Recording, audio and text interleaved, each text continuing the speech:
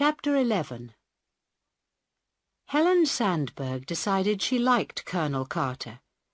He spoke clearly, he explained his ideas carefully, and he listened to what she said. He did not try to be difficult because she was a woman. Best of all, they had made a plan together. A good plan, she thought. It could really work. Perhaps. She looked at her watch. 2:23. Right, Colonel. Get your men ready. I'll send the first prisoner down to you when they arrive. But where are they? Michael, have they arrived yet? No, Prime Minister. Not yet. Then where the hell are they? Can you get Inspector home on the car radio? They're trying, Prime Minister. Michael spoke into the telephone. Colonel Carter left the room, and Helen walked up and down slowly, watching the clock. 2:24, 2:25, 2:26. They've got him, Prime Minister. He says one of the cars has had an accident in the rain. He thinks he can be here in 10 minutes. Michael looked up. There was no smile on his face at all now. 10 minutes? What's he driving, a police car or a bicycle? Helen banged her fist on the table. We've got 4 minutes left. Okay. I want to talk to the hijackers. Get them on the radio. She sat down at the table while Michael called the plane. Colonel Carter came in and stood behind her. A voice came on the radio. Well, Mrs. Sandberg, where are our brothers? They're coming, said Helen. They'll be here in 10 minutes. That is too late. I gave you half an hour. Your husband will die in 4 minutes. Helen pressed her hands flat on the table, so hard that the ends of her fingers went white. Please don't do that, she said. I am sorry, Mrs. Sandberg, but if my brothers are not here in 4 minutes, your husband will die. Don't you want to see your brothers? She asked quickly. I promise you, if you kill my husband, you'll never see them again. There was a pause while no one spoke. Then the radio answered. 4 minutes, Mrs. Sandberg. Helen spoke clearly, slowly and loudly. She filled her voice with all the anger she had in her body. Listen, you murderer. I need just 10 minutes to get your brothers to this airport. Then I will send them to the plane. But if you kill my husband or anyone else, then I promise you that your brothers will die on the tarmac in front of that plane. Is that what you want? Or will you wait 10 minutes? There was another longer pause. Helen stared out into the night. She did not see anything. All right.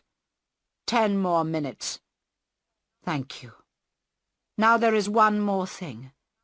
The passengers. What about them? You must set them free before I send your brothers to the plane. The voice on the radio laughed. Because you are a woman. Do you think all men are stupid like your husband? Send me our brothers, then refuel the plane, and then I will send you the passengers. No, answered Helen. She looked at Colonel Carter. This is how we will do it. I will send you one of your brothers, and then you must send me the passengers. When we have all the passengers, then we will refuel the plane and send you your other brother. The voice laughed again. Ha ha! Do you think you are buying cheap fish from a child in the market? Send us one brother, then, and we will send you 100 passengers. Refuel the plane and send us the other brother, and we will send you the other passengers. But the pilot and your husband must come with us to another country. We will set them free later. Helen looked at Colonel Carter. There was the beginning of a smile on her face. She could see that he agreed with her. She waited for a moment longer to worry the hijacker. "Is it agreed, woman? Or do I kill your husband now?" "I agree. I will send your first brother to you in 10 minutes. Chapter 12. Carl felt his broken tooth with his tongue. The door of the captain's cabin was open, and he could see the bearded hijacker sitting inside. He had a long nose and dark hair, and his eyes looked green from the light of the instruments in the dark cabin. He held his gun near his mouth, and touched it gently with his lips as he waited. Carl had heard half of the conversation. 8 of the 10 minutes had gone. Now that he could do nothing, he felt afraid. He could feel his hand in the handcuffs shaking. Harold felt it too, and held Carl's hand with his own. "Don't worry, Mr. Sandberg," Harold whispered. "We'll get out of here." "Perhaps," Carl answered. "And perhaps not. But I don't want these murderers to go free." "Shh!" Harold whispered. Carl looked up and saw the girl watching them. Then suddenly the bearded man shouted, "They're coming! Look!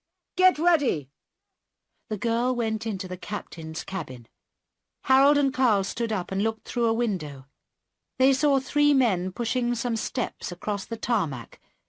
The men put the steps outside the plane door and then went back again. Then 2 more men came out of the building. They were wearing bright yellow coats because of the rain. One man walked towards the plane.